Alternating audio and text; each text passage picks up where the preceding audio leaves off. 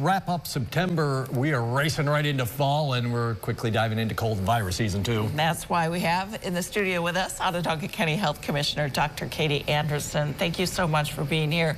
Perfect timing with everything happening. Yeah, first I want you to give us an update. I mean, we certainly went through quite an spike, I guess, or an upswing, however you want to classify it, end of summer there with COVID. How are we doing now? Are we bending that curve back at all, or? There might be some signs that we're starting to bend the curve, but we are still seeing hospitalizations and ICU admissions tick up. And I know I'm not speaking alone when I say that I know many people who have COVID in my personal life right now.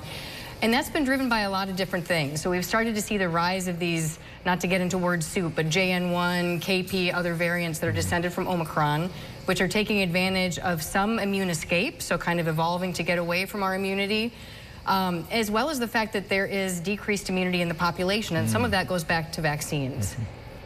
And this is also flu, allergy time, also colds. How do you differentiate when it's just a simple common cold versus the COVID virus? Yeah, so there's a lot of runny noses and sore throats out there right now, especially as kids are going back to school. So the bottom line is, if you have a severe cold or a fever, you should stay home. But the next question would be, do we still need to be testing for COVID? And I would encourage more and more people to be taking advantage of rapid tests. You can now order them again through the federal government, get them sent to your home. And the reason for that is that COVID continues to be a pretty severe illness, particularly for older people, and we want to protect people around us. If you have COVID, you might wear a mask a little bit longer, or you might take advantage of Paxlovid, which we know prevents severe disease and death, but not enough people are taking advantage of. You talked about vaccines there, so let's get into that one. The new COVID formula is out. It's been out at least a few weeks.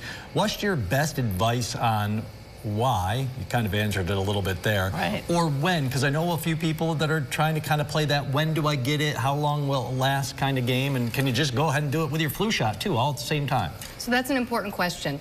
And the best advice would be to just go get it right now. I think this summer spike in cases has reinforced that this is not clearly a winter virus. It's not the same as flu. We certainly have a lot of COVID in our community, and people should get it immediately. The good news with this vaccine is that it's very well matched to the viruses we're seeing in our community. So I mentioned the JN, the KP. That's about 80% of the viruses in our area. But the other reason I'm really glad to be here talking with you about this is a really important health priority for our community. We know that last year, only 1 in 5 adults got the COVID vaccine, 1 in 3 adults over 65. And we continue to see deaths beyond what we're seeing with Parkinson's disease in the U.S. due to COVID. And none of us would say we're done with Parkinson's disease. Right. So we know that 80% of deaths right now are in adults over 65, and there are gaps in their vaccine coverage. So especially our older residents need to be getting out and getting vaccinated as soon as possible. Why do you think so many people are still reluctant to get a COVID vaccine? And what would you like to say to them? I think that there's a mix. There's the misinformation that we've seen throughout COVID, and then I think there's the very understandable feeling that people just want to be done and move on. I think we hear it when people talk about it as being just another seasonal virus, and it's not. People are dying beyond what we see for other things, including flu. It's not clearly seasonal, but even with that in mind, people aren't getting vaccines that can save lives. I'm going to shift gears because I have time for one more question. I want to get into this mosquito-borne illnesses. West Nile, Triple E, we've seen them a lot this year.